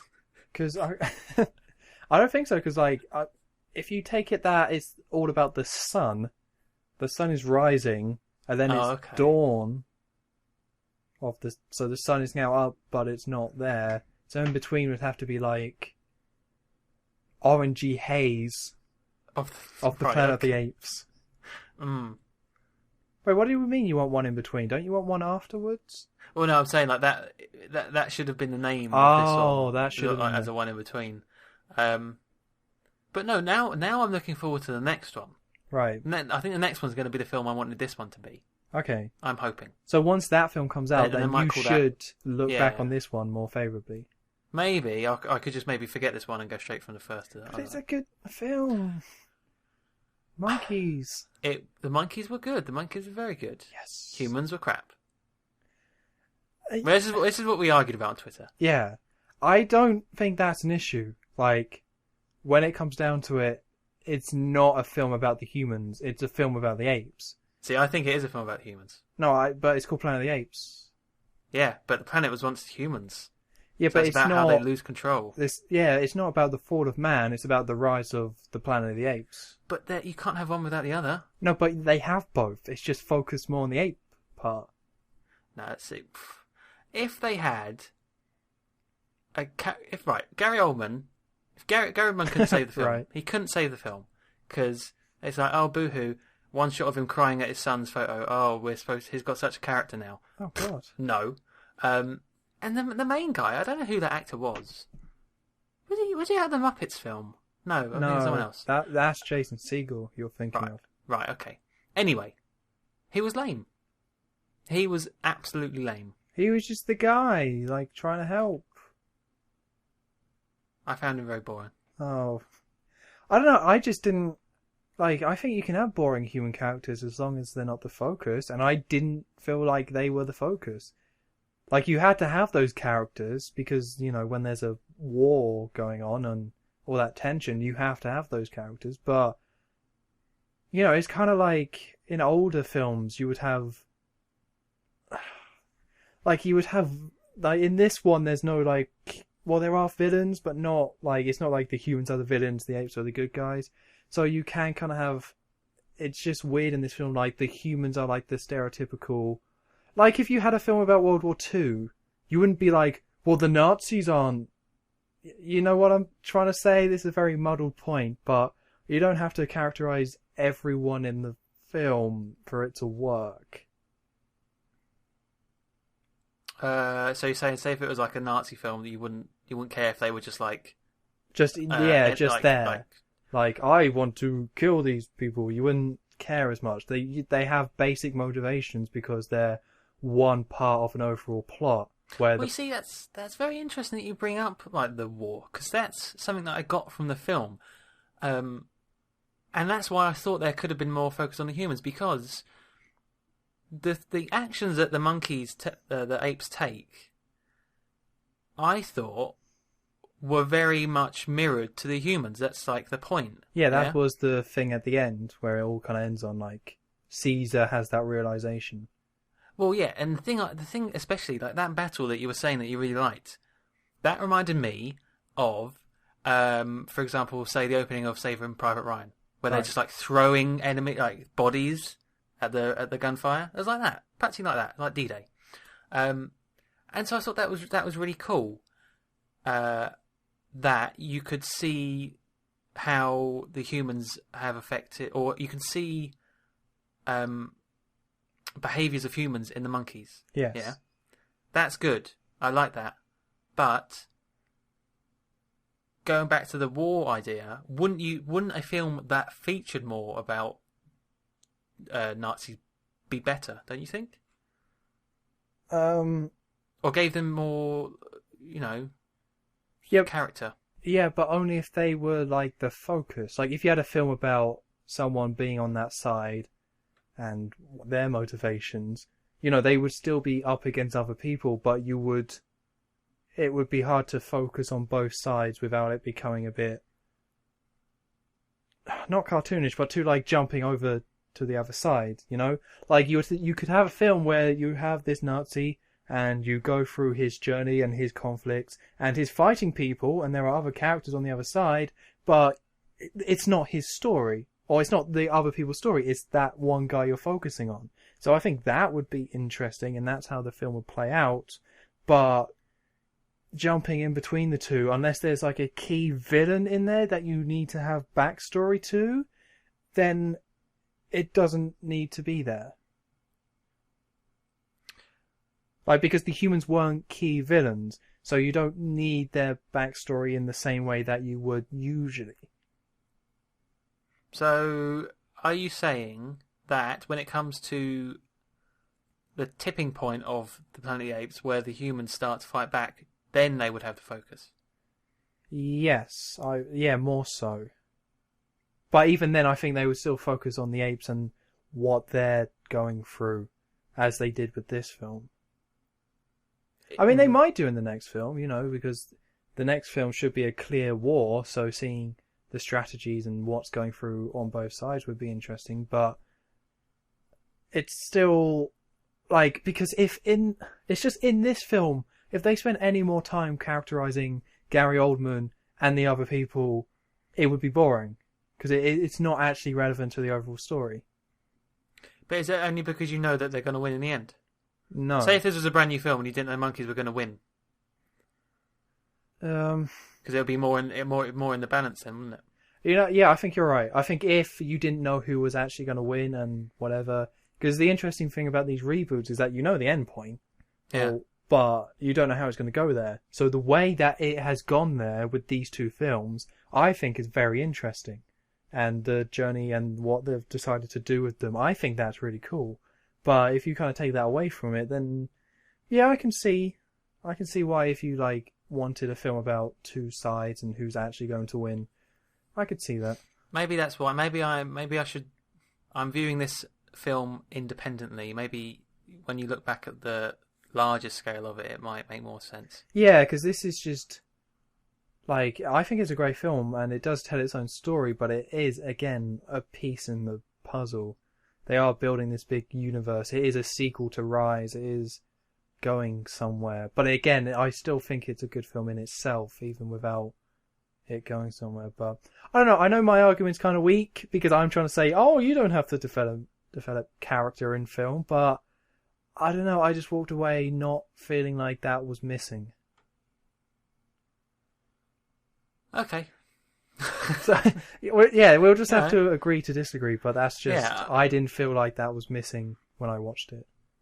I will probably like the next one more. Awesome. Yeah. Right. Well, actually, no. Wait. I would. Yeah, because then it'll be, actually, battles. Yeah. Yeah. Okay. Even though that battle was really good. The tank shot was good. Yeah. Yes, tank shot was very good. Okay, so a film that I saw today, that you already mentioned, was Mrs. Brown's Boys. Mrs. Brown Boys. Yes. No. Guardians of the Galaxy.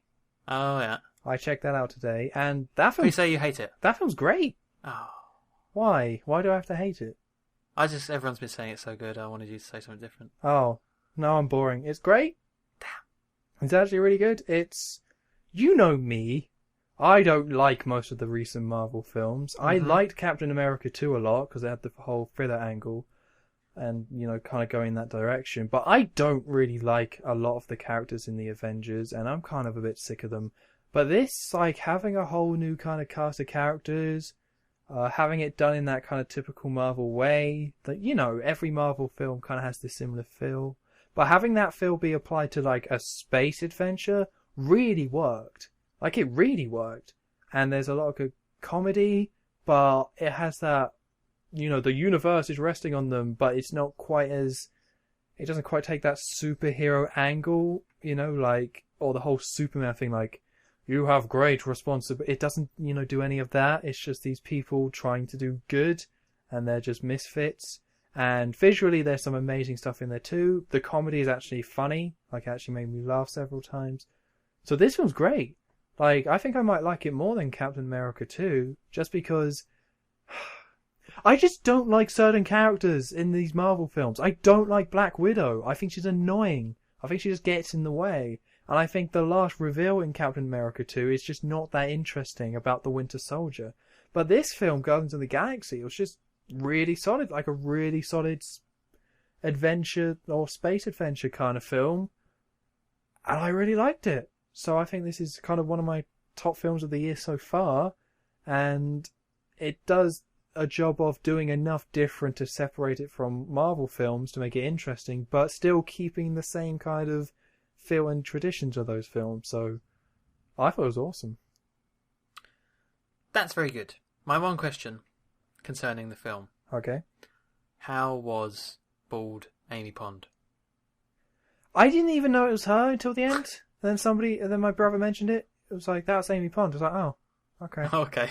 She kind of plays this over-the-top psycho, so you don't even recognise it. Interesting. Is she blue as well? Yeah, completely blue. I didn't recognise it as her. Until the end. Okay. That's fair enough. She plays a very one-dimensional psycho character. So she's not actually that big of a part of the film in the long run. Psycho characters can be fun, though. I guess, but there's so many other characters in that film that she's very low on the list. Because again, she's just the crazy person doing evil stuff. And not even the main one. And not even the one above that. Like the lowest of the low crazy person who's evil doing stuff. Oh.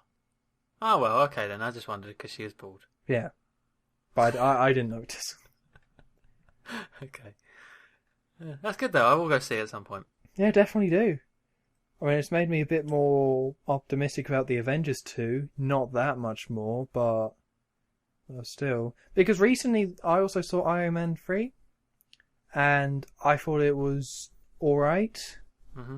I think the main problem with that film is, again, it has that same feel as any other thing or any of the other Marvel films, but I like that it doesn't have all these other characters. Like, there's no Black Widow or dumb Hawkeye. Ugh. And it's just Iron Man, and that's pretty much it. But the villain... Have you seen Iron Man 3? No. Oh. Whatever. Yeah, I don't care. The villains and their power is lame. It's really, really lame. It's basically they can heat themselves up a lot and like explode. Like an iron? And explode. Not Iron Man. Oh, okay. And then they just get hot and explode, and that means they can take bullets sometimes, but not other times. They're like kind of invincible, but not really, I guess. And it's just really confusing and lame. So that has a lame villain.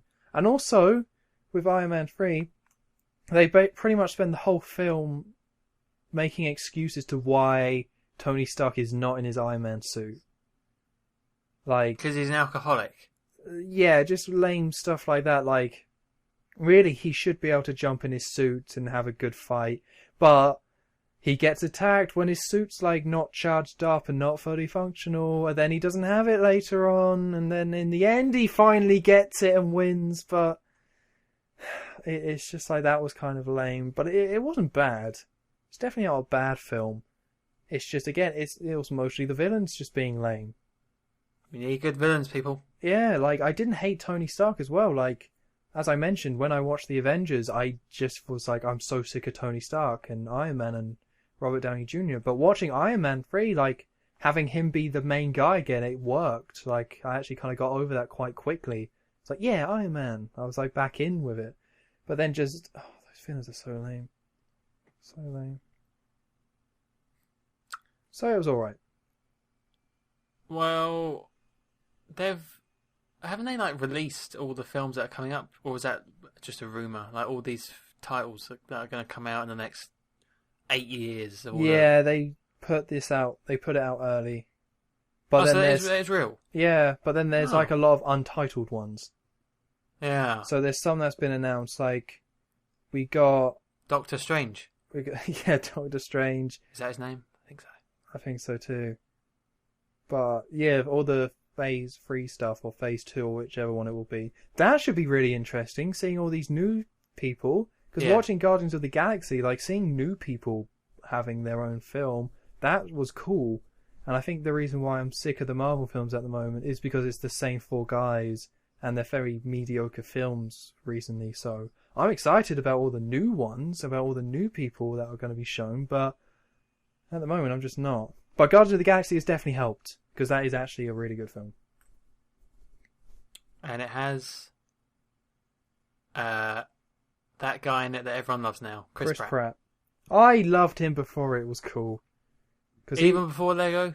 Yeah, because he was in Parks and Recreation. Yeah. Which I've been watching for years. Well, there you go. You can be a hipster about it. That's right. But I also love the Lego Movie. Okay. Which, speaking of the Lego Movie, screw the Xbox One. That's what I say. I think I tweeted this, but when I didn't have the internet, I was like, I came home after having a few drinks, and I was like, the Lego Movie! I've got that on Blu-ray! Because I just picked it up because it was there. I just happened to be in Tesco the day it came out. I was like, alright, let's just put this in my basket and walk out and buy it and stuff. Walk out and buy it? Buy it and walk out, I mean. Yeah. Very little thievery. So I had it, and I hadn't watched it yet, even though I saw it in the cinema. I was like, let's watch it! Hey! And I put it in my Xbox One, because my PS3 had broke, so it was the only Blu-ray player, and it didn't play. Because the Xbox One needs an internet connection to play Blu-rays. That's disgusting. That's really stupid, and I was very upset. I was like, I just want to watch Chris Pratt and Will Ferrell and Lego. Why does it? I don't know. It's just like, they said they took all this stuff out. They didn't take any of it out. The only thing they took out is being able to play discs. Everything else, all those locks that were mentioned, are still in there. You can't play any digital downloaded game. So I have like games downloaded digitally, even if I don't need Even if they're just a single player game, you have to connect online for it to verify that you own it. Oh. So the only thing an Xbox One can really do is just play Xbox One disc games, and that's it. It can't play Blu-rays, can't really do much because it's all decided around the internet, and it just stinks. It's not good. So it's just a box at the moment. Yeah, pretty much. Just a box. Yeah, it's just useless. But my PS4, I can play my Blu-rays. Child of Light is a downloadable game, but I don't connect to the internet, so I can play that offline, no problems. Just 10 times better. There's your answer, folks. Yeah, Go back in time and get a PS4. It's just better. It's just better. Like, clearly. Oh, whatever, who cares? Halo will be good.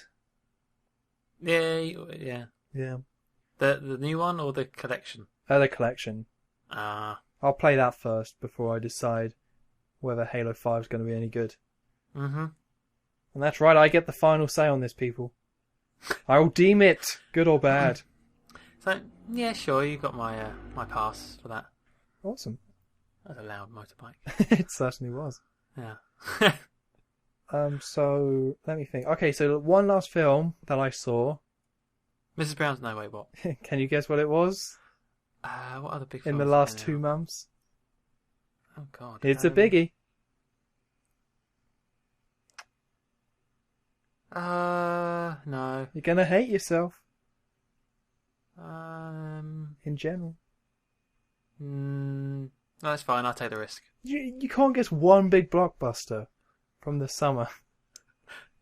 I can only think of Mrs. Brown's Boys movie. It's stuck in my head. God. Isn't it? Oh. No, I can't. I can't think of it. Transformers 4. Age of Extinction. Ew. I liked it. I don't see why people hated it so much. Apart from it's Michael Bay, so screw him. That's like the only reason I can think why people actually hated it. Now, is it have dinosaurs, I suppose. Yeah, is it a great film? No. I'll admit that. But they figured out the human interaction a bit more. There's no Shia LaBeouf just being annoying all the time. Like, Transformers 3 I thought was alright, but the first 40 minutes is bloody dull. Like, they kind of figured out that balance a bit more. It's still got good action. It's got dinosaur robots in it. There's some kind of cool action scenes. Kelsey Grammer's in it. Is he? Oh. Yeah, he plays the villain. No. Yeah. Actually, yeah. That's good. He makes good villains. Yeah. And also, one thing that's good about this film that I liked is that the Transformers are just screwed. Like, the Autobots are just completely screwed for the whole film. And then the film ends with them getting dinosaurs, and then they just win and everything's fine.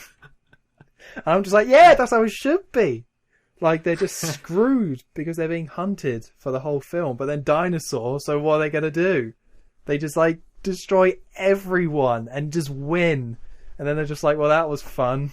And then they just let the dinosaurs roam and let them go free for a little bit. Oh, that's nice of them. Yeah. And then Marky Mark was kicking ass all over the shop.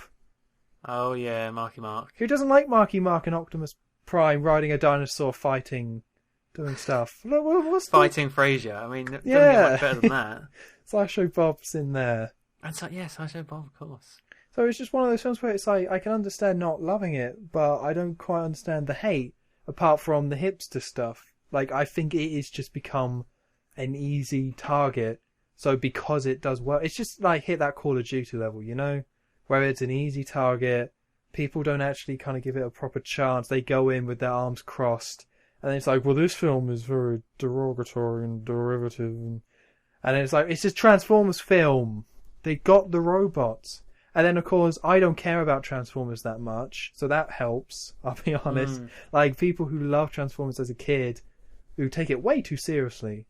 Like, there's so many different franchises that are made for children. Like, clearly made for children, like Transformers. They're toys. But for some reason, people take them so seriously that they just get upset no matter what. Ruining my childhood. Yeah, it's like, oh, my childhood is dead. R.I.P. Transformers. And it's just like, it's just a dumb film with robots. How can you say that?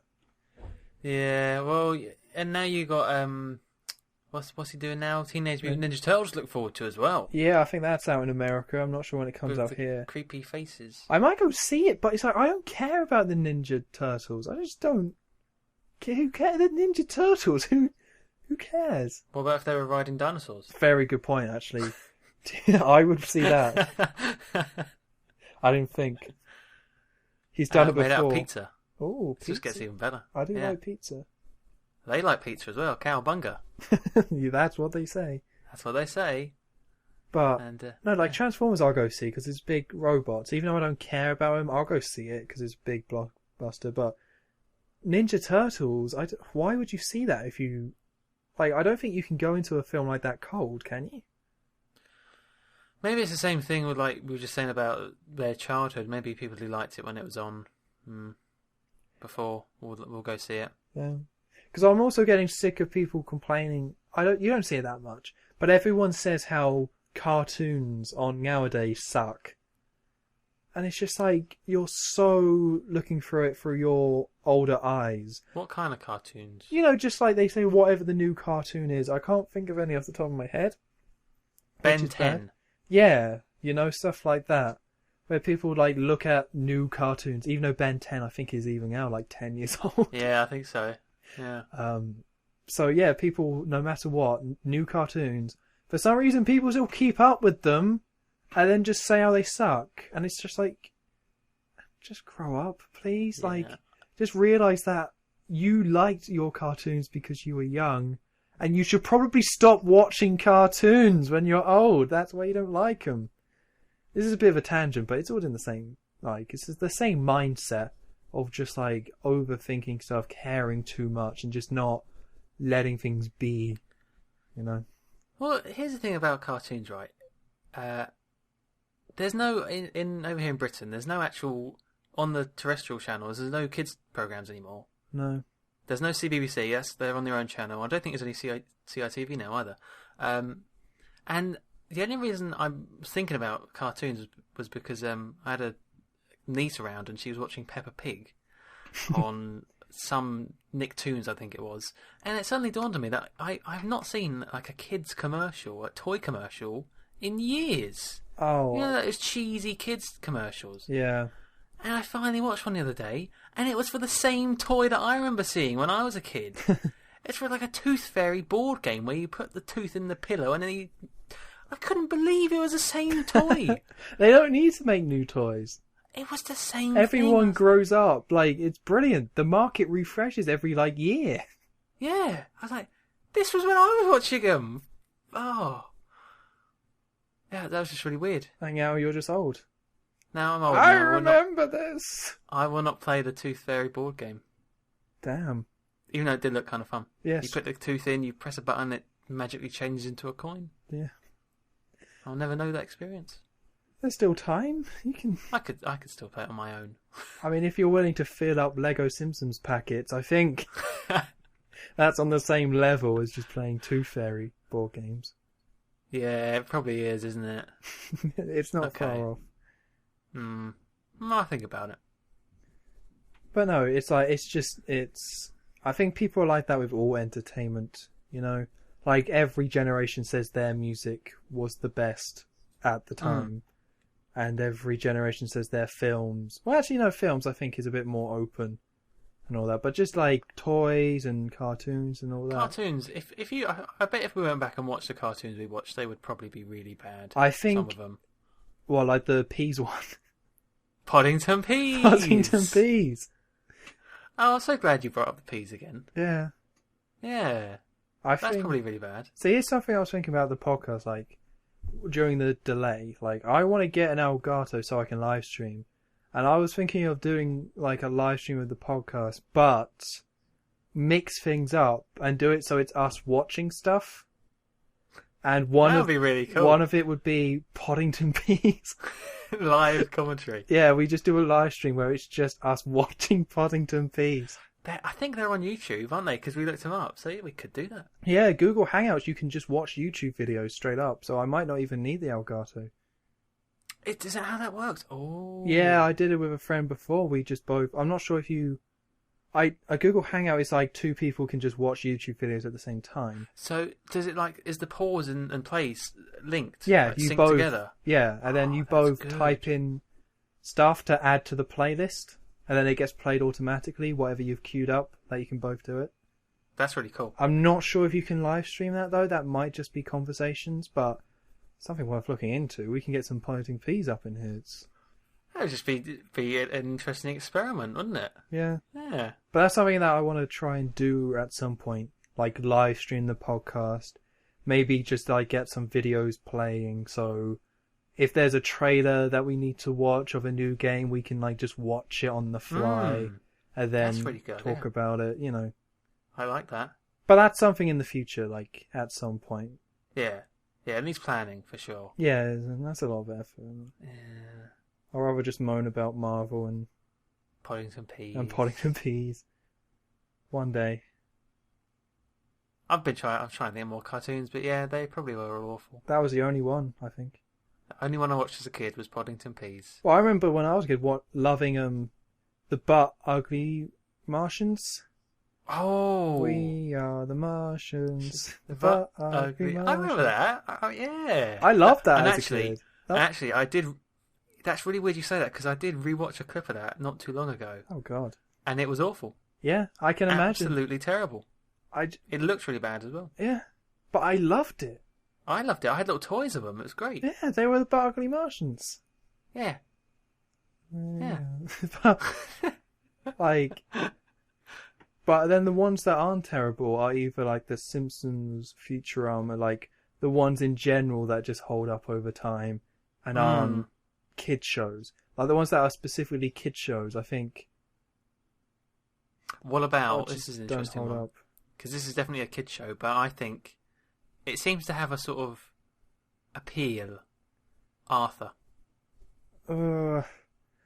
Again, it's like, okay, here's the thing. Like, the problem is that it's really hard to assess those sort of shows where you go back and rewatch it because you've already seen it as a kid. So, I think if I'd never seen the show and I watched it as a kid's show, I'm not sure if I actually would like it. I'd still like the theme song. I mean, that's classic. I remember, like, at school, one math lesson, we had our whole table just singing it. But this was like, we were way too old to actually like Arthur and watch it. And nobody had really seen it, I hope. But we just all knew the words. It's just such a catchy, like it seems like a proper kind of song. It's not like meant to be catchy, but they just nailed it. They did nail it. Yeah. Could probably still sing it now, but I don't think that's appropriate. I was going through it in my mind, but yeah, no, let's not do that. I'm just trying to think of what's the first line? It's every day. Yeah, there we go. I know it. Every day. Yeah. Every day? Yeah, and the rest. Is it? Wait. Yeah, Every day? every day when you're walking down the street, everybody that you meet has an original point of view. Oh yeah. And I say, hey. We said we wouldn't sing. Okay, yeah, I'm just trying to get it in my mind now. Okay, yeah. You got to No, see, that's listen good to the beat, listen to the rhythm, The rhythm of the streets.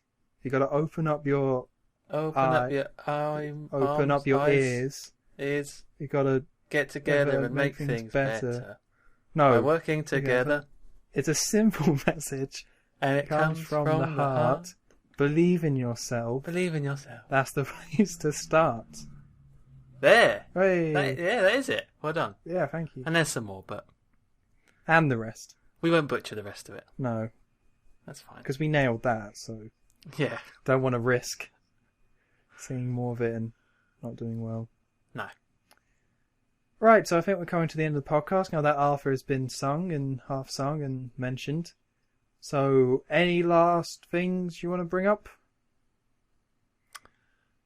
Just judging by what we just did then, I think we should release a William Shatner inspired album where we just like sort of sing. That might be quite good. Every day when I walk down the street. Yes. See? Immediately that's good. So that might be on the agenda. Yeah, that's easy. That's half an hour. We can have that in stores. Yeah. Yeah. That could be one of the podcasts. I think so. Good. That's all I have to say. Okay, what's going on with your channel? I think that's what we usually do at this time. I think you're right. Everything or Nothing, James Bond, and sometime, I don't know when because I've got live stuff, but I will start Gun at some point. Oh, right. Yeah, wasn't that meant to be this week? I think I remember. Yeah, I think it was this week. Yeah. Then things happened. Yeah. Excuses happened. That's what I'm hearing. Yeah. I'm sorry, everyone. You can't watch me go and shoot and scalp Indians. It's terrible. But I'm in it. You are in it, yes. Yay. Oh yeah, I forgot you were in it. Yeah, you'll probably be in like one of the first episodes. Yeah, it's right at the beginning. Yeah. And that's how I look as well. Spitting image. Is it really? Okay. I'm homeless. Just right. so you know. Do you have a horse? Yeah. Okay, cool. Cool. Yeah, but that's my channel. Slunky and Destroy Humans have stopped. What about live stream? You doing that next week? I was supposed to do it this week, but I didn't. Yes, I will live stream next week, and as I mentioned in this podcast, it might be Spelunky and some other game on PC. Because now you can do whatever you want. You don't have to do. I'm free Destroy from the shackles. It's nice. Yeah. It's very nice. So that will be, this Saturday probably. So probably GTA 5 again. I mean, it has good songs in the background. Right? Oh, okay. Don't you listen to the pop radio? Yeah, I do listen to the pop one and a bit of the rock one. Like Rihanna and... No, I'd say it's not bad actually, but no, there are some good pop songs. Okay. I just like background music for streams. It's good. Until I get copyright done on Twitch now because they've started doing that. Oh wait, have they? What? Yeah. For the recorded videos, you mean? Yeah, for the recorded ones. Oh, okay. Which no one watches anyway. Yeah. Hence why they've stopped it. That's right. Hmm. Okay, so for me, it's Let's Play Red Dead Redemption. The Mario Kart 8 videos will go up, and then hopefully another review. I'm going to try and do one a week, but that will probably fall apart quickly, so just don't expect it one a week. Like, I've already played through the game, but, I have to write it and all that, and... Yeah. It's not interesting, but either way, there should be one next week, which should be good. Because I've already done, since coming back, Daxter and The Amazing Spider-Man 2, and they've gone really well, actually. Very happy with those, so I'm hoping to keep up the streak and keep it going. That Daxter game, by the way... Yep. Looked really nice. It's great! A really nice looking game for PSP. Yeah, it instead of looking like a muddy PS2 game, it looks like a really smooth PS1 game. Yeah, it looked really clean. I was very surprised. Yeah. No, it's great. Because it's just Rayman 2, pretty much. And I love Rayman 2. Yeah. Good game, it looked like. Right, so any last thoughts about Poddington Peas? We should watch it. Definitely. It's on the agenda. It's getting done. Apart from that, no. Cool. So we're about to hit 2 hours, but it's the comeback podcast, so... This is like the Elvis 68 special. Exactly. We should be clad in leather. And then we're going to die on the toilet soon enough.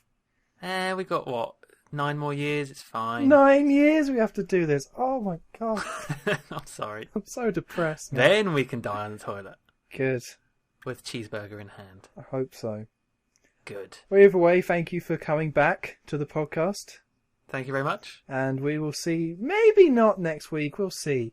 This is just We're Not Dead podcast, but hopefully we should be back to weekly recordings again. But I'm not making any promises because I'm not good at keeping them. No. So either way... Even for being called Honest Tom, don't listen. Yeah, I'm honest about my not honesty. Unhonesty. Good way of getting out of it. Right, so again, thank you for joining me, and we will see you sometime. Sometime.